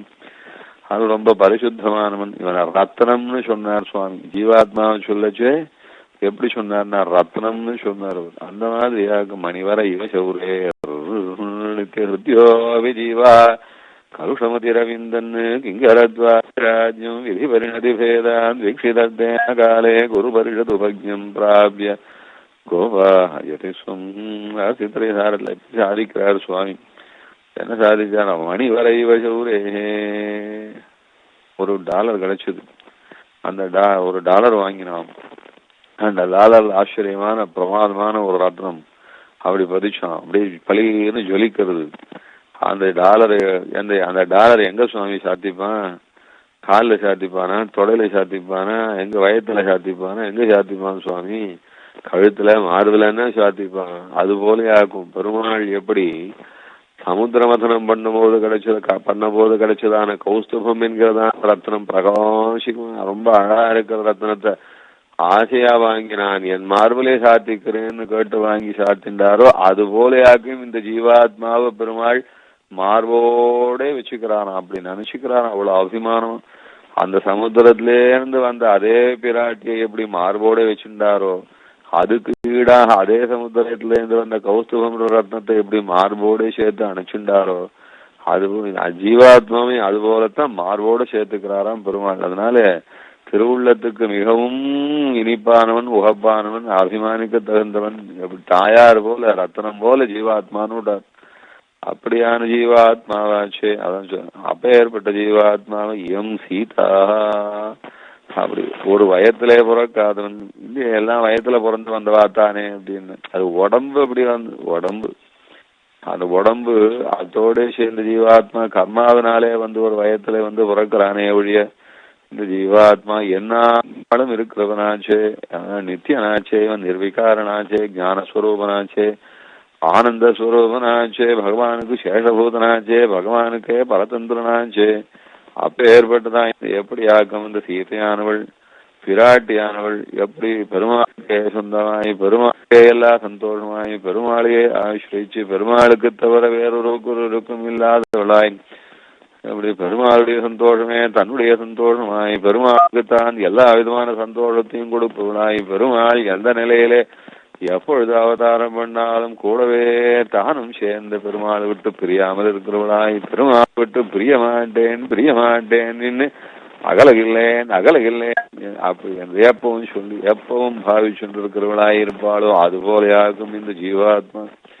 அது பெருமாளுக்கு இருக்க வேண்டியவன் என்பதை காட்டுறாராம். இயம் சீதா மமசுதா. அடுத்தது மமசுதான்னு சொல்ற. மமசுதான்னா என்ன? யார் சொன்னார் சுவாமி இந்த வார்த்தைய? ஜனகர் சொன்னார். என்ன அகங்காரம்னா மமகாரம்னா இந்த வார்த்தை தகுமோ? இந்த வார்த்தை தருமோ? மமன்னு சொல்லுவாளோ ஒருத்தர், ஜனகர் சொல்லுவாரோ? இந்த மமகாரமே அத்து போனா தானே நல்ல ஆத்மான்னு சொல்லணும். அப்படி மமகாரம் அத்து போயிருக்க வேண்டிய ஜனகர் மமன்னு சொல்லுவாரோ சுவாமி? நியாயமா இதுன்னு கேட்டார். ஆழ்வார் சொன்னார், வீடு மின் முற்றமும் வீடு செய்தோம் உயர் வேறுடையானடை வீடு செய்வினே நிலையில முன்னுயிராக்கள் என்னுமிடத்திலே ஒண்ணுமின் நீரேன்னார். நீர் நுமதென்றுவே வேறு முதல் மாய்த்து அப்படின்னு. நீங்கெல்லாம் என்ன பண்ணுங்கோ, நீர் நுமது என்ற பாவத்தை விட்டுடுங்கோ அப்படின்னு சொன்னாராம். அதுக்கு வியாக்கியானம் ரொம்ப சுவாரஸ்யமா சொன்னா, நான் எனது என்ற பாவத்தை விட்டுடுங்கோன்னு சொல்லாம ஏன் நீர் நுமதுன்ற வாக்கியத்தை சொன்னார்னா, ஆழ்வார் சொல்லி பார்த்தாராம். நான் எனது என்று சொல்லி பார்த்தாராம். சொல்லி அப்படி சொல்லலாமான்னு நினைச்சு பார்த்தாராம். அது சொல்லலாமான்னு நினைச்சு பார்க்கச்சேவே அப்படியே நாக்கு வெந்துடும் போல இருந்துதான் அவருக்கு. ஒரு சூடான வஸ்துவை எவ்வளவு சூடுன்னு தொட்டு பார்க்கறதுக்கு முதல்ல லேசா கொஞ்சம் எட்ட நின்று லேசா தொட்டு பார்த்தா அந்த சூடு ஐயோ தாங்கலன்னு சொல்லுவாளோ இல்லையோ, அது போல அது நான் எனது என்று சொல்லலாமான்னு நினைச்சு பார்த்தாராம். ஐயோ இது நான் எனது என்று சொல்லுவது ஒரு அடியோட தகாதுன்னு அவருக்கு அவதாரத்திலேயே தோணி போச்சான். அதுக்கப்புறம் அவர் எப்பவும் இந்த நான் எனதுன்னு சொல்றதே கிடையாதான். திருவாய்மொழியிலே வரும், யானே நீ என்னுடைமையும் நீயே என்று நான் என்ற வார்த்தை வராம இல்லை. ஆனா அந்த நான் என்ற ஆழ்வார் நினைச்சு பார்க்கிற நானே வேற. பகவானுக்கு தாசபூதனான நான் நினைச்சுக்கிறது. அப்படி இல்லாத பகவானுக்கு தாசபூதனாக இல்லாத நான் என்றும் எனது என்றும் என்ற பாவத்தோட சொல்லக்கூடிய ஒரு வார்த்தை ஆழ்வார சொல்லுவாராயிருந்தால் சொன்ன மாத்திரத்திலேயே அவருக்கு அந்த அந்த வார்த்தை சொன்ன மாத்திரத்திலேயே அது ஒரு வேகம் வந்து கஷ்டம் வந்து ஐயோ இந்த வார்த்தையை சொன்னேன்னு நாக்கே வெந்து போயிடும் அளவுக்கு தவிச்சு போயிடுவார். அதனால நான் எனது என்றால் ஆழ்வாருக்கு நாக்கு வெந்து போகுமே. அதனாலே நீர் நுமது என்றவை வேறு முதல் மாய்த்து என்பதாக சொல்றார். அப்படி நான் எனது என்று சொன்னால் விவேகிகளுக்கு நாக்கு வெந்து போகும் அளவுக்கு மனசுக்கு வெறுப்பா இருக்குமே. அப்படி இருக்கு இங்க ஜனகர் இவ்வளவு விவேகியா இருக்கிறவர், பெருமாளே கொண்டாடும்படியான ஆத்ம ஜானியானவர் எப்படி சுவாமி மம சுதான்னு சொல்லுவாரோ, மமன்னு சொல்லுவாரோ என்றால் நான் சொல்லலாம்னுட்டாங்க. யாரு சொல்றாரு? தாயார் பிறந்திருக்கிறதுனாலே சொல்றார் சுவாமி. தாயார் சாட்சாத்து சர்வலோகேஸ்வரி பரமாத்மான்னு பெருமாளை சொன்னா பரமாத்மிகா என்று சொல்லலாமே. அப்பேற்பட்ட தாயார் இவரை பிதாவாக அபிமானிச்சு கொண்டு பிதரம் ரோஜயாமாச ததா தசரதம் நிருபம் என்று பெருமாள் தசரதரை பிதாவாக அபிமானிச்சுண்டு வந்தார்னா, தாயார் ஜனகரை என்னுடைய அப்பான்னு அபிமானிச்சுண்டு வந்தார்னா, தாயார் என்னுடைய அப்பான்னு அபிமானிச்சுண்டு வரைச்சு அந்த ஜனகர் இவள் என் குழந்தைன்னு சொல்லக்கூடாதா? தாயாருக்கு ஜனகரிடத்துல என்னுடைய அப்பான்னு அந்த அவ்வளவு பிரீத்தி இருக்குச்சு. அவ்வளவு தாயார் ஆசைப்படுற அந்த பிரீத்திக்கு ஈடு கொடுத்தா போல அந்த குழந்தை என் குழந்தைன்னு சொல்லக்கூடாதா? அதனாலே மாமான்னு சொன்னாராம். அப்பேற்பட்டதான மமகாரத்தினாலே சொல்லல. தாயார் என்ன ஆசைப்பட்டு வந்தாளு, சர்வேஸ்வரி லோகேஸ்வரி என்ன அப்பான்னு சொல்றாளு, அவ என்ன அப்பான்னு சொல்லச்சே நான் அவளை என் குழந்தைன்னு சொல்ல மாட்டேனா என்ற ஆசையோட சொன்னார். அம்மா சுதா என்று இயம் சீதா மம். அதுபோல ஆக்கும் சரணாகதியில் ஆச்சாரியான் எப்படி ஆக்கும் புத்திர பிரேஷா ததாயுஷா என்று இவன் என்னுடைய புத்திரனாக்கும், இவன் என்னுடைய வேலைக்காரனாக்கும், இவன் என்னுடைய சிஷ்யனாக்கும் என்று அபிமானத்தோடே சமர்ப்பிப்பாள். அந்த ஆச்சாரிய அபிமானம் நமக்கு மோக்ஷோபாயம். அதான் ரொம்ப விசேஷம். மோக்ஷோபாயம் நமக்கு எதுன்னா நம்முடைய ஞானம் இல்லை, அனுஷ்டானம் இல்லை, இன்னும் எந்த யோகியதையும் இல்லை. நம்ம பிரபத்தியிலே நமக்கு மோக்ஷோபாயம் எது சுவாமின்னா நாம் என்னமோ பிரபத்தி பண்ணல, நமக்கு ஆச்சாரியர் தான் பண்ணி வைக்கிறார். அப்பேற்பட்ட நாம் செய்யாத பிரபத்தி நமக்கு எப்படி மோக்ஷ உபாயம் ஆறுதுன்னா இந்த ஆச்சாரிய அபிமானத்தினாலே மோக்ஷோபாயம் ஆறுது. அதனால ஆச்சாரியருடைய அபிமானம் ரொம்ப முக்கியம் அந்த பிரபத்தியில. அதுதான் இந்த ஸ்லோகத்தினாலே காட்டுறார். எப்படின்னா மாமா சுதா ஆச்சாரியர் இந்த சிஷ்யன் என்னை சேர்ந்தவன், என்னுடையவன், என்ன ஆச்சாரியனா வரிச்சவன், என்னிடத்துல விசுவாசம் உள்ளவன், என்னையே நம்பி வந்தவன் ஆக்கும், இவனை வருவானே நீர் கைவிடக்கூடாது என்று தன்னுடையவனாக ஆசையோடு அனுபவிச்சு அப்படியே அரவணைச்சு கொண்டு பெருமாளிடத்திலே சமர்ப்பிக்கிறார் இல்லையா. அந்த அபிமானம் ரொம்ப முக்கியமாம். தேரவிந்தராண்டவன் சரித்திரம் சொல்லச்சே ஒரு விஷயம் சொல்லியிருக்கேன், குரு பரம்பரையில சொல்லச்சே இந்த விஷயம் சொல்லியிருக்கேன். ஒரு சமயம் ஒரு தேரவிந்தராண்டவன் கிட்ட ஒரு சுவாமி, அவரும் பரநியாசம் எல்லாம் பண்ணி வைக்கிறவர் தான், அவர் தான் ஆச்சாரிய புருஷர் கிரகஸ்தர். தேரவிந்தராண்டவனிடத்துல விஞ்ஞாபிச்சுண்டார், உம்மிடத்திலே பெரிய பிரபலங்கள்லாம் ஆசிரியிக்கிறார், பெரிய பிரபுக்கள்லாம் ஆசிரியிக்கிறார், யாராவது ஒருத்தர் கை காட்டி விடக்கூடாதா, என் பையனுக்கு வேலை கிடைக்கல, படிச்சிருக்கான் அப்படின்னாராம். அப்படியா உன் பையனுக்கு வேலை கிடைக்கலையா, சரின்னு சொல்லி எங்கேயோ கை காட்டி விட்டாரு, வேலை கிடைச்சது. அப்புறம் வேலை கிடைச்சா விட்டு பையன் எப்படி இருக்கான், சௌக்கியமா இருக்கானா, ஆமான்னு நீ சரணாகதி பண்ணி வைக்கிறீரே பெருமாள் இடத்துல, என்ன சொல்லி எல்லாருக்கும் சரணாகதி பண்ணி வைக்கிறீர் அப்படின்னார். இது மாதிரியான வாக்கியங்கள்லாம் பெருகா சொல்லி கொடுத்தா அதை சொல்லி சரணாகதி பண்ணி வைக்கிறேன் அப்படின்னார். சுவாமி அப்படி பண்ண வைக்க கூடாது, எப்படி பண்ணி வைக்கணும்னா உம்முடைய பையனுக்கு வேலை கிடைக்கலன்னா ஐயோ நம்ம குழந்தை கண் முன்னாடி வளர்ந்தானே, நம்முடைய குழந்தையாச்சே, இவன் நல்ல அந்தத்தோடு ஐஸ்வர்யத்தோடு சௌக்கியமா இருக்கணுமே, வேலை கிடைச்சா சந்தோஷமா இருக்குமே என்று அபிமானிச்சு அதை நீரும் அவனும் ட்ரை பண்ணி பார்த்து, நீரும் பிரயத்தனப்பட்டு பார்த்து அது எப்படி கிடைக்கலாம்னு பார்த்து, நீர் ஒரு ஆச்சாரிய புருஷா இருக்கிறவர், கௌரவமானவர், அந்த கௌரவத்தை எல்லாம் நினைச்சு பார்க்காம என்னிடத்துல நீர் செஞ்சு கொடுமே உம்மால முடியுமே என்று எப்படியாக்கும் கௌரவம் பார்க்காம அந்த குழந்தைனிடத்துல இருக்கிற அபிமானத்தினாலே என் குழந்தை நன்னா இருக்கணும், அதுக்கு நீர் ஒத்தாசை செய்யணும்னு என்னிடத்துல கேட்டீரோ அப்படியாக்கும் தன்னுடைய குழந்தையினுடைய க்ஷேமத்தை ஆசைப்பட்டு எப்படி எந்தவித கௌரவத்தையும் நினைச்செல்லாம் பார்க்காம குழந்தையுடைய க்ஷேமமே வேணும்னு சொல்லி அபிமானிச்சு என்னிடத்துல நீர் கேட்டீரோ, இது போல பெருமாளிடத்துல போய் தன்னுடையதான எந்த பெருமையும் விட்டுட்டு கௌரவத்தெல்லாம் நினைச்சு பார்க்காம ஆக்கியஞ்சன்யத்தோட அனன்யகரியாய் அப்பா எனக்கு போக்கில்ல, இந்த குழந்தைய இந்த சிஷ்யனை என்னை நம்பி வந்த சிஷ்யனை நான் ஆசைப்பட்டு இவனுக்கு க்ஷேமத்தை உன்னிடத்திலே பிரார்த்திக்கிறேன், நீ அவனுக்கு செஞ்சு கொடுன்னு கேட்கணும். அதுதான் சரணாகதிக்கு முக்கியமான அடிப்படை. அது ஆச்சாரிய அபிமானம் அவசியம் அப்படின்னு சிஷ்யனிடத்துல ஆச்சாரியனுக்குள்ள அபிமானம் பிரபத்தியில ரொம்ப அவசியம்னு சொல்லி கொடுத்தாரு என்று சொல்லுவோம். ஆக்கூராண்டவனிடத்துல கூட தேரவந்தராண்டவன் அந்த வார்த்தை சொன்னான், இந்த சிஷ்யன் க்ஷேமத்தடையணுமே, நன்னா இருக்கணுமே என்று பெருமாளிடத்துல ஆச்சாரியன் கவலைப்படுறது தான் உண்மையிலே ஆச்சாரியன் சிஷ்யனுக்கு செய்யற அனுகிரகம்னு. ஆச்சாரியனுடைய கவலையே சிஷ்யனுக்கு அனுகிரகம்னு வார்த்தை. தேரவந்தராண்டவன் வார்த்தை இது. ஆச்சாரியனுடைய அனுகிரகம் தான் சிஷ்யனுக்கு அனுகிரகம், ஆச்சாரியனுடைய கவலை தான் சிஷ்யனுக்கு அனுகிரகம் என்றால் என்ன அர்த்தம்? இந்த சிஷ்யன் க்ஷேமத்தடையணும், பெருமாள் இவனுக்கு பரிபூர்ணமா அனுகிரகம் பண்ணணும்னு ஆச்சாரியன் கவலைப்படுவது தான் அந்த சிஷ்யனுக்கு பரிபூர்ண அனுகிரகம்னு. அதே போல இங்க அந்த மதியத்தேன அபிமானம் இருக்கே அது பிரபத்தியிலே ரொம்ப அவசியம்.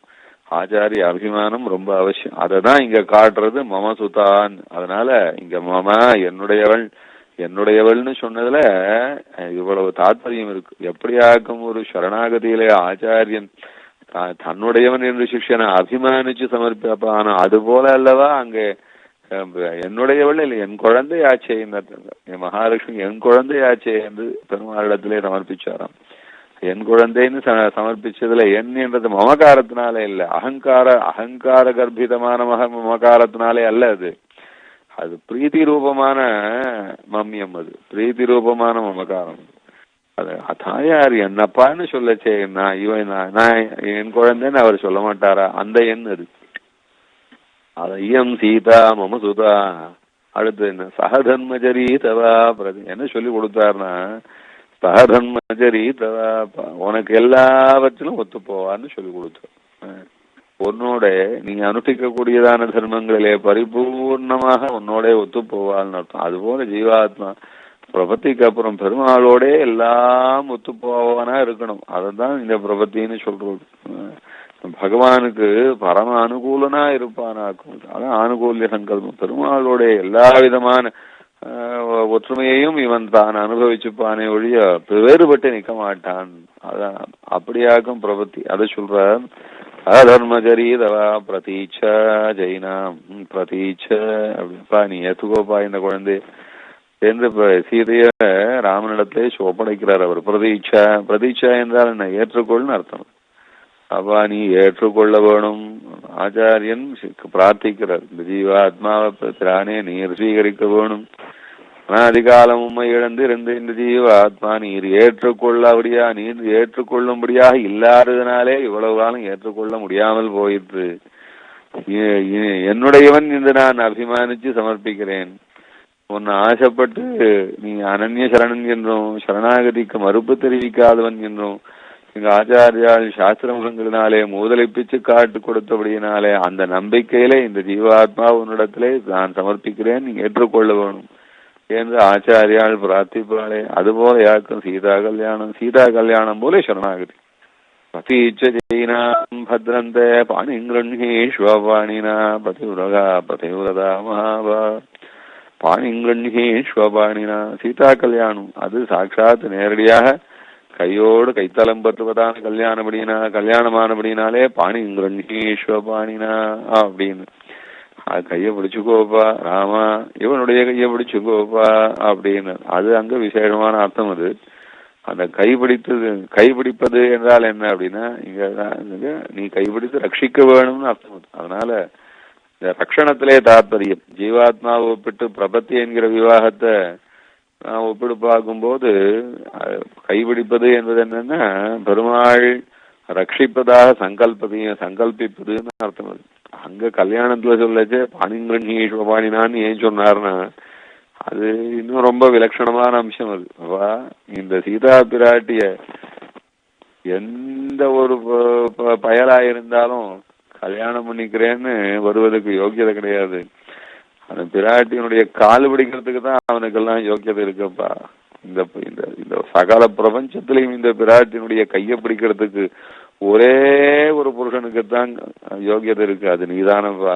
அதனால உன் கையால இவள் கையை பிடிச்சு, உன் கையால இவள் கையை பிடிச்சுக்கோப்பா. இவள் கையை பிடிக்கிறதுக்கு நீயே தகுந்தவன். மற்ற அத்தான பேரும் லோகேஸ்வரியான இவளுடைய கால் பிடிக்கிறதுக்குத்தான் தகுந்தவா.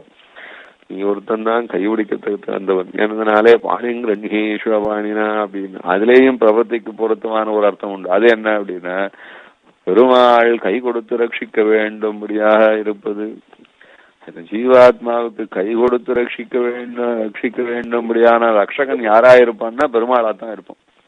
அது உத்தரம் கிடையாது. அதுதான் சரணாகதி. சரணாகதியில அவனையே ரட்சகன் என்று அறுதியிடுவது. அதான் சகதர்மச்சரியதவான்னு சொல்லச்சே உனக்கு எல்லா விதத்திலும் அனுகூலமாயிருப்பான்னா என்ன அர்த்தம்னா பிரதிகூலமாக இருக்க மாட்டான்னு அர்த்தம். அனுகூலமாகவும் இருப்பா, பிரதிகூலமாகவும் இருக்க மாட்டான்னு அர்த்தம். அது பாணிங்கிரண்யேஷ்வபாணினா என்ன? நீ கை கொடுத்து ரட்சிக்க வேணும் என்று பிரார்த்திக்கிறதுனால பெருமாளை கோப்திரத்தோரணம் பண்ணியதாச்சு.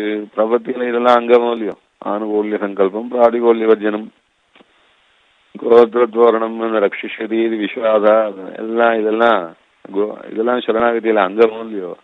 அதெல்லாம் இந்த ஸ்லோகத்துல வச்சு சாதிக்கிறார் ஜனகர். சொல்றாரு ரட்சிஷதி விஸ்வாசா அப்படின்னு. அது ரொம்ப விஸ்வாசத்தோட நீ நிச்சயமா ரட்சிப்பாய் என்று இந்த பெண்ணை ராமனிடத்திலே ஒப்படைக்கும் போது இந்த பெண்ணை இனிமேல் பெருமாள் பரிபூர்ணமாக தன்னுடையவளாக ஏற்றுக்கொண்டு சகலவிதமான போகங்களையும் கொடுத்துண்டு ஒரு உபதிரவமும் இல்லாம ரட்சிப்பார் என்ற விசுவாசத்தோடு தானே கொடுக்கிறார். அதான் பதிவிரதா மகாபாகா சாயேவ அனுகதா சதா. இனிமேல் இவள் எப்படி இருக்க போறா தெரியுமா? பதிவிரதா. அப்படி பதிவிரதா பதியையே ஆசிரியத்திருப்பதான வரத்தத்தை உடையவளாயிருப்பாளாக்கும்.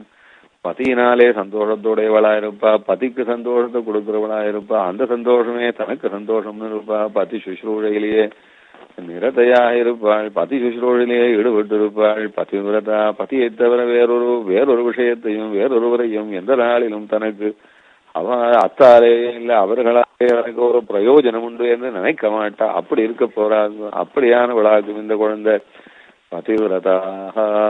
அப்படியே நீ கொடுத்தால் சந்தோஷம், உனக்காக பார்க்கும் சந்தோஷம், உன்னாலே சந்தோஷம், உன்னை ஆசிரியச்சிருக்கிறதுலே சந்தோஷம், உனக்காக வாழறதுலே சந்தோஷம் என்று இருப்பாராக்கும். உனக்கு சகல மனத்துக்கு தகுந்தால் போலே உனக்கு கைங்கரியங்களை செய்து கொண்டிருப்பாராகும். பதிவிரதா. அப்படி இருந்தால் மகாபாகா ரொம்ப பாகியவதியான பெருமையோட சந்தோஷத்தோட இருப்பாளாகும். மகாபாகா சாயே வானுகதா ததாக. பதிவிரதையாயிருப்பதனாலே மகாபாகியவதியாயிருப்பாள் என்று அர்த்தம். ஜீவாத்மா எப்படி இருப்பார்னா, இது பெருமாளை கல்யாணம் பண்ணிட்டு விட்டான், பெருமாளையா ஆசிரியச்சிருப்பதனாலே மகாபாகியவானாக சந்தோஷத்தை எல்லாம் உடையவனா இருப்பான். மகா சாயேவானுகதா சதா.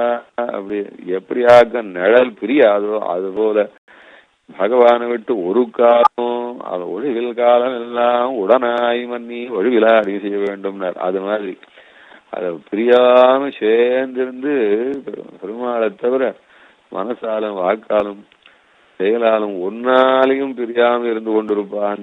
அதுபோல பதிவிரதா மகாபாகா சாயேவானுகதா ததா இத்யுக்த்வா பிராக்ஷிபத்ராஜா மந்திரபூதம் ஜலந்ததா. அப்படி கல்யாணம் பண்ணி வச்சாரே ஜனகர், அது மாதிரி ஆச்சாரியால் பிரபத்தியில சரணாகதி என்கிற இந்த ரூபத்தினாலே எம்பெருமானோட இந்த ஜீவாத்மாவுக்கும் பரமாத்மா ஆத்ம விவாகம் பண்ணி வைக்கிறாள். தத்தா பிரஜா ஜனகவத் தவ தேசிகேந்திரைஹி. அப்படி ரொம்ப ஒரு பதம் போட்டார், தேசிகேந்திரைஹி. அப்படி என்ன தேசிகேந்திரைன்னு பகுவச்சனம் சொல்லுவானே. தேசிகேந்திர ஆச்சாரியராலே என்று ஒரு ஆச்சாரியராலே சமர்ப்பிக்கப்படுகிறான்னு சொல்லக்கூடாதோ. இதுனா பல ஆச்சாரியர்களாலே சமர்ப்பிக்கப்படுகிறார்கள் அப்படின்னு பகுவச்சனம். இங்க ஆச்சாரியருக்கும் பகவச்சனம், சமர்ப்பிக்கப்படுகின்ற ஜீவாத்மாக்களுக்கும் பகவச்சனம். இது என்னத்துக்காக சொன்னார் சுவாமி? இது பகவச்சனம் சொல்லி காட்டணுமா? தேசிகனுக்கு ஏகவச்சனத்துல சொல்ல தெரியாதா? இன்னும் ஸ்லோகம் கட்டுவதில் ஏகவச்சனமா கட்ட வரலன்றதுனால அதை பகவச்சனமா போட்டு கட்டி காட்டினாரா ஸ்லோகத்துல? என்ன அப்படின்னா, கவிதார்கை சிம்மம் சமஸ்யா சகஸ்ரீ, ஒரு ராத்திரியில 1000 ஸ்லோகம் பண்ணக்கூடியவர். அவர் ஸ்லோகம் பண்ண வராததுனால இங்க பகவச்சனம் போட்டு காட்டல. ரொம்ப அழகான விஷயத்த சொல்றார். என்னன்னா, ஆச்சாரியால பல பேரா பெருமாள் சிருஷ்டி பண்றார். பல பேரை ஒரே சமயத்திலே பல ஆச்சாரியர்களை சிருஷ்டி பண்றார். ஒரு ஆச்சாரியரே லோகம் பூரா சஞ்சரித்து எல்லாத்தையும் எல்லா ஜீவாத்மாக்களையும் ரட்சிச்சுட முடியாது. சரீர நிர்பந்தம் இருக்கு, கால நிர்பந்தம் இருக்கு, தேச நிர்பந்தம் இருக்கு, இன்னும் 10 நிர்பந்தங்கள்லாம் இருக்கு. சிஷ்யாருடைய அபிருச்சியும் வித்தியாசமா இருக்கு, பல குலங்களா இருக்கு. அதனால அநேகம் ஸ்ரீ வைஷ்ணவர்கள் எப்படியா லோகம் எங்கும் வியாபிச்சிருக்கிறதுனாலே அத்தனை பேரையும் ரட்சிக்கிறதுக்கு ஒரு ஆச்சாரிய வேஷத்தினாலே முடியாது என்பதனாலே பெருமாள் பல ஆச்சாரியர்களை சமகாலத்திலே உருவாக்கி வைக்கிறார் என்று. அதான் பாஷ்யக்காரர் 74 ஆச்சாரியர்கள் இருக்க வேண்டாமான்னு அப்படி ஆரம்பிச்சு வச்சார். 74 ஆச்சாரியர்களா இருக்க வேண்டாமா? அவ்வளோ பேர் இருந்து எல்லாரும் திசை ஒவ்வொன்றும் வியாபிச்சிருந்து பண்ண வேண்டாமா என்று. அதனால சமகாலத்திலே பல ஆச்சாரியர்கள் உருவாக்குறார் பெருமாள். ஆனா அப்படி உருவாக்கி இருக்குச்சு அவாவா ஆச்சாரியாளத்துல அவாவாளுக்கு அபிமானம் தேவதா விசுவாசம் அவசியமா இருந்தாலும் இன்னொரு ஆச்சாரியாரிடத்துல அவள்லாம் ரொம்ப மட்டமாக்கும் என்று நினைக்கிறது ரொம்ப மகா தப்பு. இந்த தப்பு தான் வைஷ்ணவ லோகத்துல என்றைக்கும் இருந்துட்டே இருக்கு. எங்க ஆச்சாரியன் வசத்தின்னு சொல்ற அந்த இடத்துல இன்னொரு ஆச்சாரியனை மட்டப்படுத்துறதுன்றது சுவாவமா இருக்கு. அது எதனாலன்னா அது எங்க ஆச்சாரியன் வசதி, இந்த ஆச்சாரியரிடத்துல இருக்கிற விசுவாசத்தினாலே மதிப்பினாலே அன்னுது. எங்க ஆச்சாரியன் என்று சொல்லி தான் ஆசிரியச்சதுனாலே தனக்கு ஒரு பெருமை உண்டாச்சு. அதனாலே தான் என்ற அகங்காரத்தினால தான் இன்னொரு ஆச்சாரியரை அவமானப்படுத்துறாளே ஒழிய உண்மையான ஆச்சாரிய பக்தி இருக்கிறவா, ஆச்சாரியரை பெருமாளா நினைக்கிறவா, அவ அந்த ஆச்சாரியரிடத்துல அந்த தேவதா விசுவாசம் இருக்கிறவா அப்பேர் இதே போலத்தானே அவளுக்கும் ஆச்சாரியாரிடத்துல தேவதா விசுவாசம் இருக்கும். அதனாலே நாம் நம்ம ஆச்சாரியரை தேவதா விசுவாசத்தோட மதிக்கிறா போல அவளும் ஆச்சாரியால தேவதா விசுவாசத்தோட மதிப்பதனால அது ரெண்டும் சாட்சாத் அதுவும் ஒரு பகவத் பக்தி. ஆச்சாரிய பக்தியும் பகவத் பக்தியிலே ஒரு வேதம் தானே, ஒரு வித்தியாசம் தானே அது. அப்படி அதுவும் பகவத் பக்தியிலே ஒரு ஒரு ரூபம் தானே அது என்று மதிக்க தெரிஞ்சவாளா இருந்தான்னா இன்னொரு அப்ப ஏற்பட்ட இன்னொரு ஆச்சாரிய வேஷத்திலே இருக்கிற இன்னொரு பெருமாளை போய் யாராவது அவமானப்படுத்துவாளா? தேவ பெருமாளை மதிக்கிறவா ரங்கநாதன் அவமானப்படுத்துவாளா? திருவேங்கனுடையான மதிக்கிறவாக்கும் ஆதிநாதன் குருகூர்ல இருக்கிற பெருமாளை அவமானப்படுத்துவாளா? அப்படியா? இந்த மாதிரி எப்படி ஒரு பல பெருமாள்களை சமமா பாவிச்சு வசதியாத்தான் நினைச்சுக்கணுமோ, இருந்தாலும் நம்ம ஊர் பெருமாள்னா நாம் கைங்கரியம் பண்றதுக்காக கிடைச்ச பெருமாள்னு கைங்கரியத்துல ஈடுபடுவாள். அதுபோலத்தான் எல்லா ஆச்சாரியாரிடத்திலும் மரியாதையும் விசுவாசத்தோட இருக்கணும் என்பதனால அந்த பகவச்சனம் போட்டு காட்டுறார். பெருமாள் சமகாலத்திலே பல ஆச்சாரியர்களாக அவதாரம் பண்றார் என்பதைத்தான். அதுதான் விசேஷம் அங்க. அதனால ஆச்சாரியாள் பல பேராத்தான் இருப்பா. நத்தாம் பிரஜா ஜனகவது தபதேசிகேந்திரை. இப்படி ஆச்சாரியராலே ஜீவாத்மாவானவன் சீதையை ஜனகர் பெருமாளிடத்திலே ஒப்படைச்சா போலே இந்த ஜீவாத்மா பெருமாளிடத்திலே ஒப்படைக்கிறான். சீதையை ஒப்படைச்சதுனாலே சீதைக்கு மேற்கொண்டு எப்பேற்பட்ட வாழ்வு அப்படின்னா பாதிவிரத்தியமான வாழ்வு. பாதிவிரத்தியமான வாழ்வு அதான் எப்படின்னா பாரதந்திரியம் பாரார்த்தியம், அதுதான் ரெண்டு. பாரதந்திரியம் அப்படின்னு எதுவா இருந்தாலும் பெருமாளிடம் கேட்டு வாங்கிப்பான். பெருமாளையே சார்ந்திருப்பான். புருஷார்த்தம்னா பெருமாள் கொடுத்து ஒருதா இருக்கணும், பெருமாளுக்காகவே வாழ்வது. எதையும் தானா சுதந்திரமா ஒண்ணுத்திலையும் ஈடுபட மாட்டான்.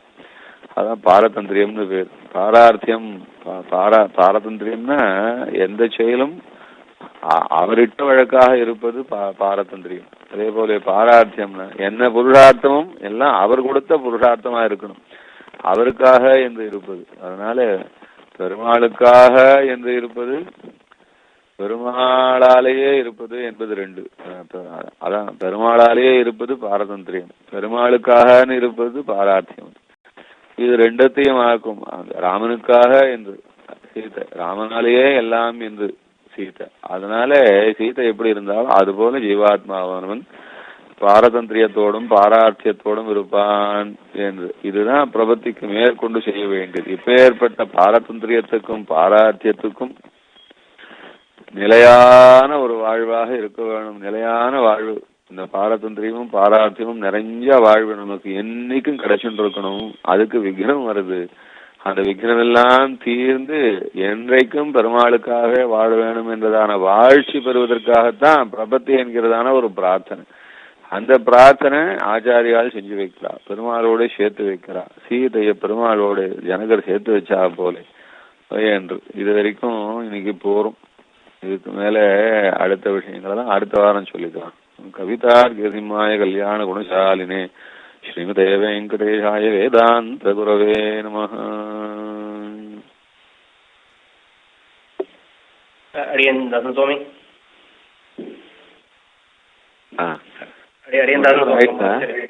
அடியன் ஒன்னோடாவது ஆச்சா இல்லையா? அடியன் இந்த தாராளமா ஆச்சு அடியன். சரி சரி கரெக்டா ஆச்சு அடியன். ரொம்ப அடியன் ரொம்ப கிருப அடியன். அடுத்த வாட்டி பார்த்து.